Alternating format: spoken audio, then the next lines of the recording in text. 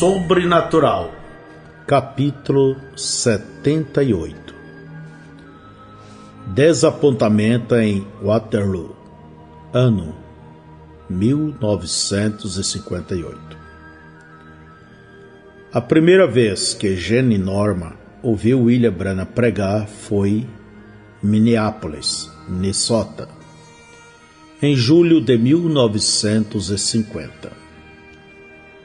É claro que o discernimento e milagres o impressionaram, porém a princípio ele suspeitava que o ministério de William Branham abrigava um propósito mais profundo. Jenny tirou umas férias de seu emprego para que assim ele e sua esposa Mary pudessem assistir à próxima campanha Branham em Cleveland, Ohio. Quando as reuniões em Cleveland terminaram em agosto, Jenny voltou para casa em Minnesota e fez o pedido da revista A Voz da Cura, que publicava a agenda e relatava as campanhas vindouras de William Branham. Jenny também fez o pedido de fitas gravadas, dos sermões de William Branham, das campanhas Branham, no escritório de Jeffersonville, Indiana. Em 1953, Jenny Norman e sua família se mudaram para Parkersburg, Iowa. Ele continuou a pegar fitas gravadas de William Branham com Fred Sottman, que estava agora cuidando da distribuição de fitas. Através de cartas um ao outro, Jenny Norman e Fred Sottman se tornaram amigos. Fred Sottman era originalmente de Saskatchewan, Canadá. Em 1956, Sottman preparava uma campanha Branham em Príncipe Albert, Saskatchewan. Jenny Norman assistiu a estas reuniões depois que a campanha terminou. Fred Sottman levou William Branham para uma viagem de pesca de 3 dias e ele convidou Jenny Norman para acompanhá-los. No meio das florestas coníferas e lagos com geleiras de Saskatchewan, Bill e Jenny se encontraram. Finalmente, os Normans se convenceram de que William Branham era um profeta.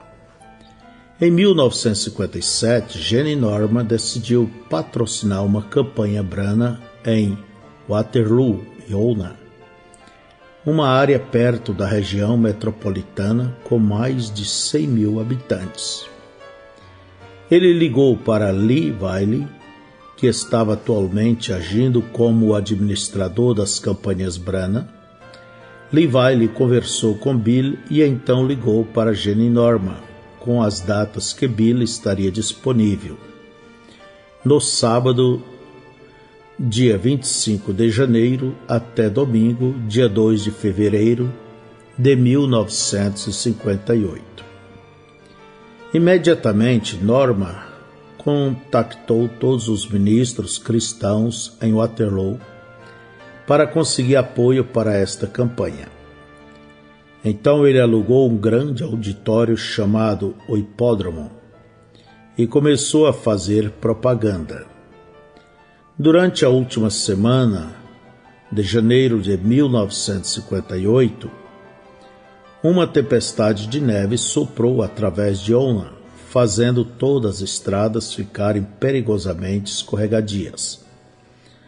Nas 2 primeiras noites da campanha, Bill culpou esta tempestade pelo desapontante comparecimento de pessoas que nem mesmo encheu o hipódromo até a metade.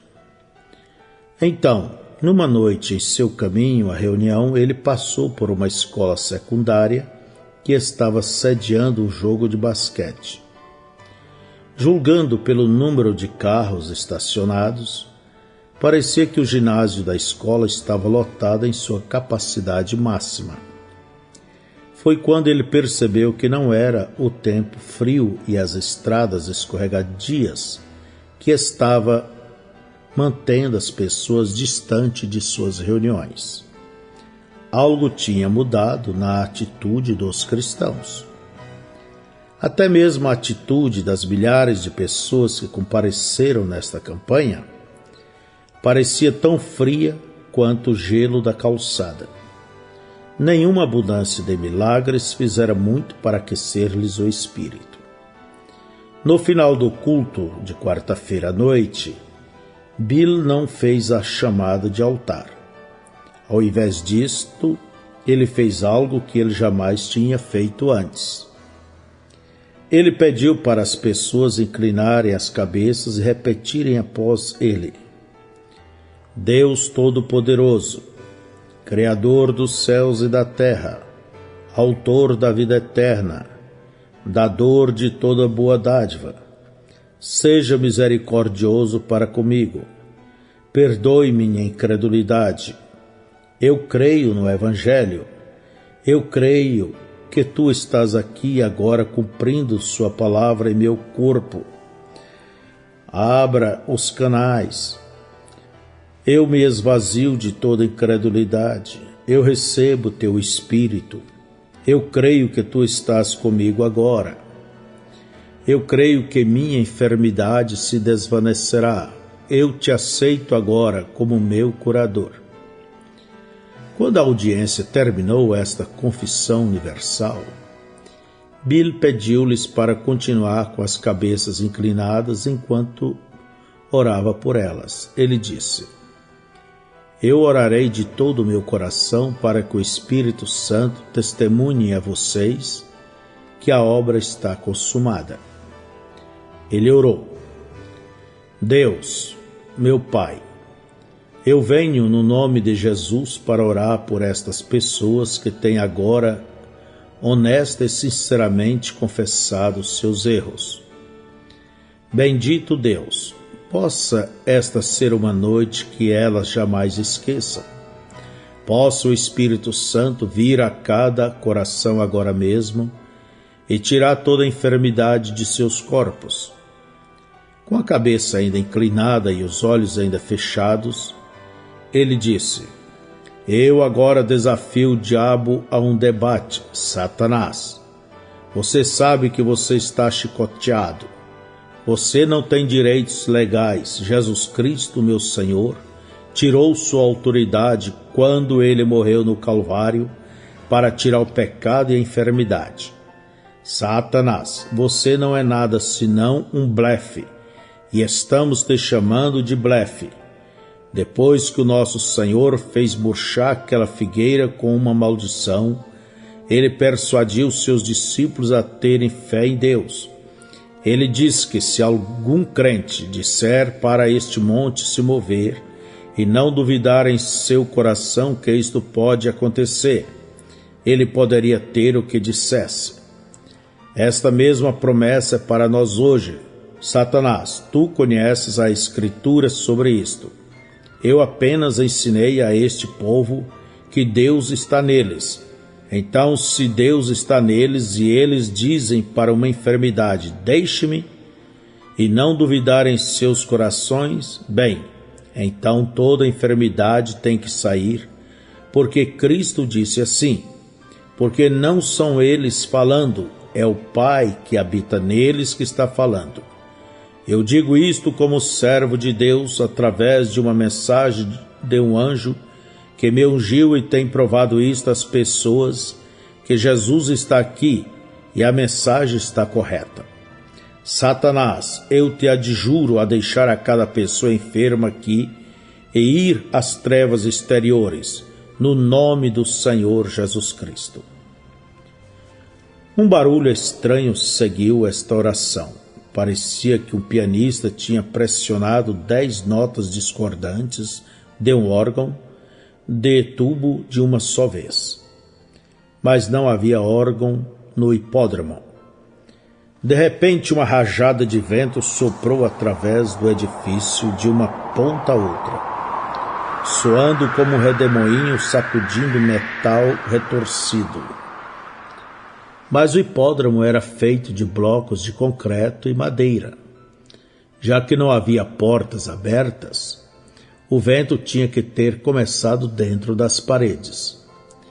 Bill sentiu o vento soprar através da plataforma, soprando o tecido de seu terno enquanto passava. Antes que ele tomasse mais 2 suspiros, ele se foi. A multidão parecia incapaz de entender o que tinha acontecido. Bill explicou que o Espírito Santo tinha passado pelo edifício como um vento, confirmando sua palavra. Algo similar tinha acontecido quando Pedro pregava no dia de Pentecostes. Quando Bill perguntou quantas pessoas na audiência tinham ouvido ou sentido o vento, cerca de 500 pessoas levantaram as mãos, incluindo Jenny Norman e Lively. Contudo, mesmo este fenômeno sobrenatural não elevou o nível de fé o suficiente nas reuniões que se seguiram. No sábado de manhã, Jenny Norman tinha preparado um café da manhã. Assim, Bill e os pastores locais podiam ter companheirismo juntos e se familiarizarem. Quando todos terminaram de comer, Bill se levantou e deu uma mensagem curta. Ele tirou seu texto do testemunho de Paulo ao rei Agripa. Ao meio-dia, ó rei, vi no caminho uma luz do céu que excedia o esplendor do sol, cuja claridade me envolveu a mim e aos que iam comigo. E caindo nós todos por terra, ouvi uma voz que me falava em uma língua hebraica, dizia: Saulo, Saulo, por que me persegues? Dura coisa te é recalcitrar contra os aguilhões. E disse eu: Quem és, Senhor? E ele respondeu: Eu sou Jesus a quem tu persegues. Mas levanta-te, põe-te sobre teus pés, porque te apareci por isto, para te pôr por ministro e testemunha tanto das coisas que tens visto, como daquelas pelas quais te aparecerei ainda, livrando-te deste povo e dos gentios, a quem agora te envio, para lhes abrires os olhos, e das trevas os converteres à luz, e do poder de Satanás a Deus, a fim de que recebam a remissão dos pecados e sorte entre os santificados pela fé em mim. Pelo que, ó rei Agripa, não fui desobediente à visão celestial. Usando esta história como precedente, Bill compartilhou seu próprio testemunho quando batizou as pessoas no Rio Ohio em 1933. Quando aquela luz sobrenatural apareceu e uma voz disse: Assim como João Batista foi o precursor da primeira vinda de Jesus Cristo, assim você será o precursor de sua segunda vinda. Então ele contou acerca da noite em 1946, quando o anjo lhe apareceu e lhe disse que ele fora ordenado a levar um dom de cura às pessoas do mundo. Como Paulo na antiguidade, Bill declarou: Eu não fui desobediente à visão celestial. Enquanto Bill ainda estava falando, um ministro arrastou a cadeira da mesa, pegou seu casaco e saiu. Então outro homem fez a mesma coisa. Então outro e outro e outro, até 10 pastores terem vestido seus casacos e saído. Jenny Norman abaixou a cabeça desconcertado. Ele sentiu-se ainda mais desconfortável enquanto levava Bill de volta ao hotel. Seu convidado estava em profundo silêncio. Jenny disse: Irmão Branham, quero pedir desculpas pela descortesia daqueles 10 homens. Bill se virou e disse: Irmão Jenny, você me ama? Surpreso por esta pergunta, Jenny respondeu: Quer que eu prove isto, irmão Branham? Irmão Jenny, se eu fosse você, eu sairia daqui e me mudaria a oeste. Este lugar está sob julgamento. Bill teve mais uma reunião em Waterloo, Iona. no domingo, dia 2 de fevereiro de 1958. Ele conversou com sua audiência acerca do vento sobrenatural que tinha soprado através do hipódromo na quarta-feira à noite. Embora Deus tivesse vindo a ele na forma de um redemoinho, muitas vezes em sua vida, somente uma vez, ele tinha ouvido este vento sobrenatural ressoar como fez naquela quarta-feira à noite. Então Bill contou-lhes acerca de sua viagem de pesca com Banks e Lily Ward, quando o Espírito de Deus soprou das montanhas como um vento veemente, inspirando-o a falar vida de volta àquele peixinho. Ele disse à multidão: eu creio que o próximo passo no meu ministério está se aproximando e que estará muito mais além deste agora. Há alguém aqui que se lembra do começo do meu ministério, quando eu colocava a mão sobre as pessoas e podia sentir as vibrações de enfermidades causadas por germes? O Senhor prometeu lá atrás que, se eu fosse sincero algum dia, eu saberia o segredo dos corações. Hoje todos podem ver que isto tem acontecido. Agora estou vos dizendo que há algo mais vindo que ainda será maior. Então ele leu Lucas 17, 26 a 30. E como aconteceu nos dias de Noé, assim será também nos dias do Filho do Homem. Comiam, bebiam, casavam e davam-se em casamento, até o dia em que Noé entrou na arca e veio o dilúvio e consumiu a todos. Como também, da mesma maneira, aconteceu nos dias de Ló. Comiam, bebiam, compravam, vendiam, plantavam e edificavam. Mas no dia em que Ló saiu de Sodoma, choveu do céu fogo e enxofre, consumindo a todos. Assim será no dia em que o Filho do Homem se há de manifestar. Destes versículos, ele extraiu 3 lições importantes. Primeira, Ló saiu de Sodoma. Segunda, Noé entrou na arca. Estes 2 homens tipificavam a necessidade das pessoas hoje, que deve sair do sistema do mundo e entrar na segurança de Cristo. Para sua terceira lição, Bill voltou aos dias de Ló, apontando que antes que Sodoma fosse queimada, Abraão, que era tio de Ló, teve uma visita em comum.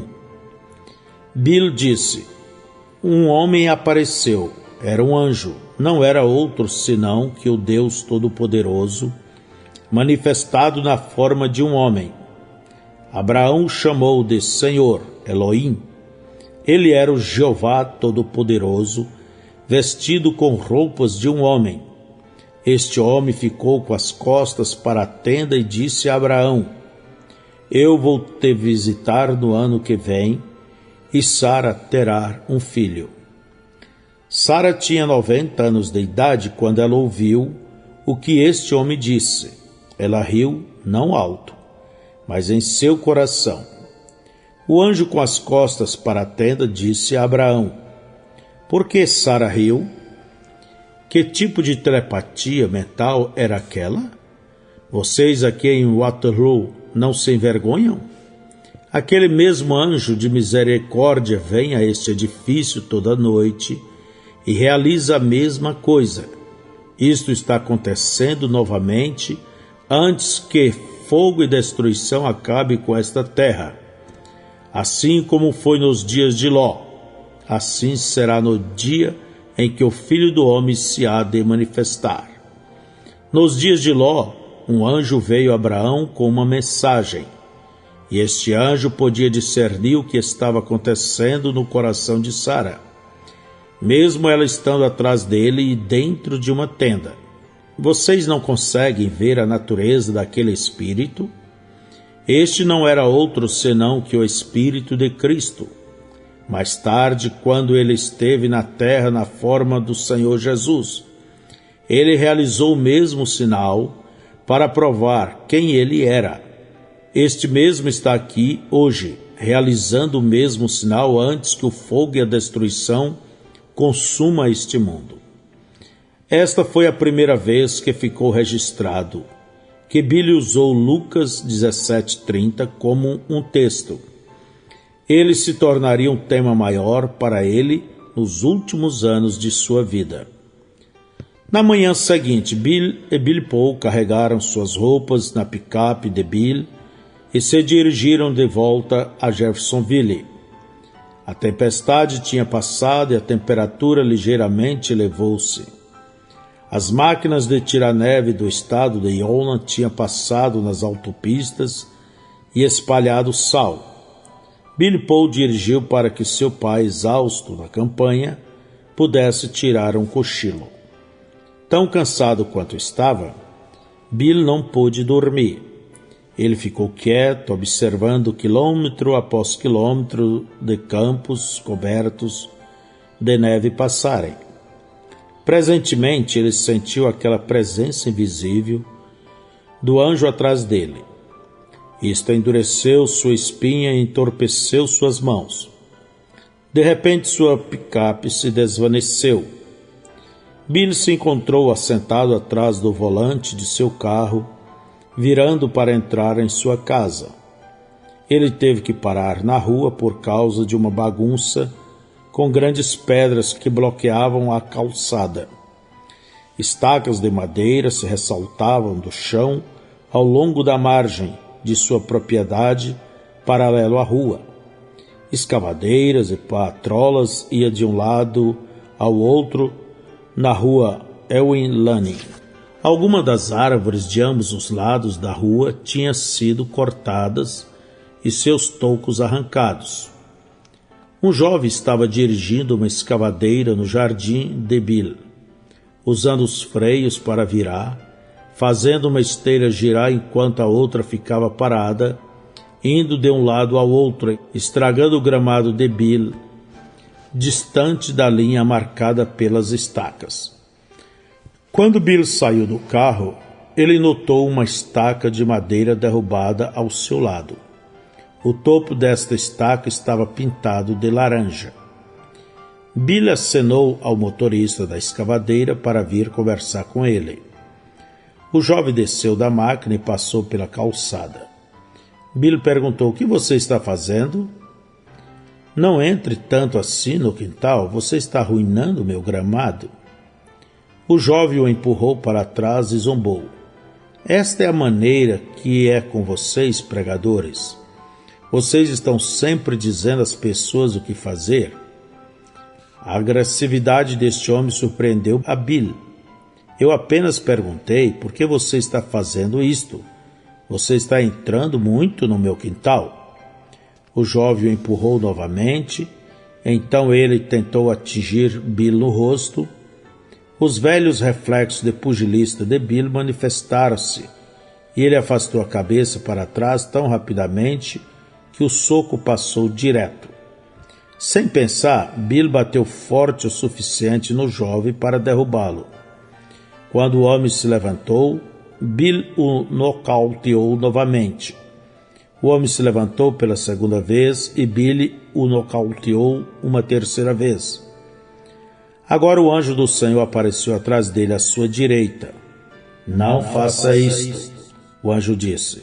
"Você é o ministro." Bill se envergonhou. Ele não tinha acertado ninguém desde seus dias como pugilista profissional, antes que ele fosse um cristão. Pegando o homem do chão, ele tirou o pó dele e disse: "Eu não estava nervoso com você. Eu apenas quero que você saiba que você não pode falar assim comigo." O anjo disse: "Deixe isto para lá."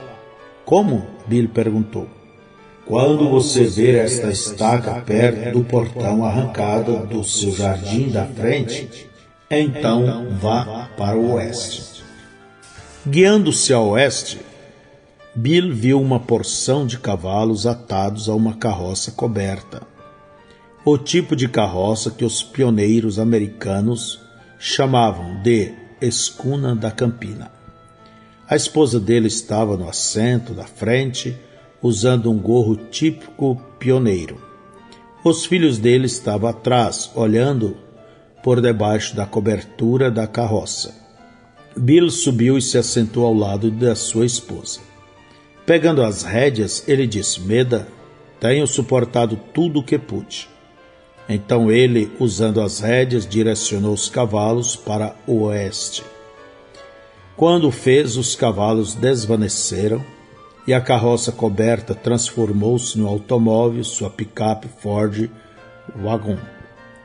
De repente ele estava de volta em sua picape, assentado do lado do passageiro, olhando pelo vidro, observando os campos cobertos de neve de Iona passarem apressadamente.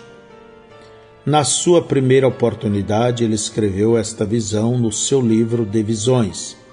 Isto provou ser significante. Jenny Norman levou a sério a sugestão de Bill de mudar-se a oeste. Dentro de 6 meses, ele vendeu sua casa e seu negócio e mudou-se com a família a Tucson, Arizona. Finalmente, sua mudança desempenharia um papel como parte na própria mudança de William Branham a oeste.